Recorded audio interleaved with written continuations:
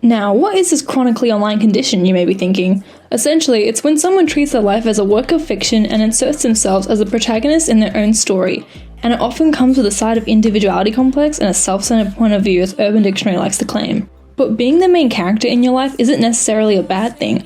I'm not saying you're fucking insane! This perspective can actually help people romanticize certain aspects of their life that they deem to be mundane and ordinary. Take Tube Girl for example, aka Sabrina Bassoon, the viral TikTok sensation that's taking the internet by storm with her captivating 0.5 videos during her daily commute. Just look at this, she transforms the mundane experience of riding the subway into a glamorous cinematic experience. Like, who doesn't want to feel like they're starring in their own music video during their commute? And this isn't a new concept by any means. Remember lockdown days? In a time when we couldn't leave our houses, we all started turning our home daily routines into fun TikTok challenges, whether it was baking, studying, or even making your bed. With the addition of a trendy soundtrack, these very ordinary movements began to feel somewhat exciting and fun. So yes, being the main character in your life can be an opportunity to truly seize the day and see life through an optimistic lens.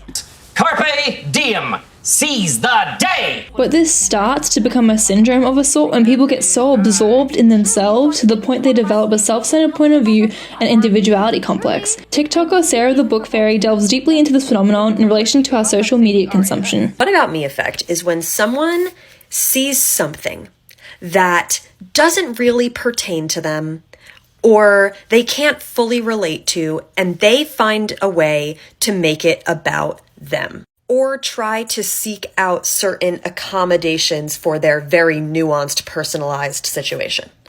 You see, we've become so accustomed to our social media apps tailoring content to our preferences and likes that when we encounter something that doesn't really quite fit our usual feed, we completely freak out.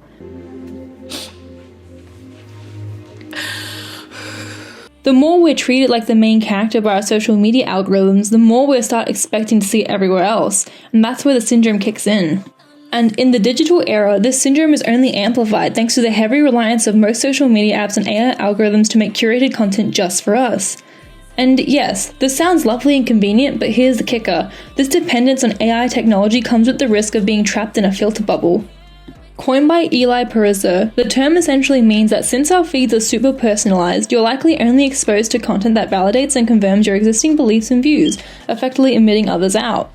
And yep, you guessed it, this only feeds into that self-centered mindset that everything I think must be right if my social media thinks so too. Additionally, the way apps require users to present themselves through a carefully curated profile perpetuates this. It's almost like they're telling us, you're so important, don't forget the world revolves around you.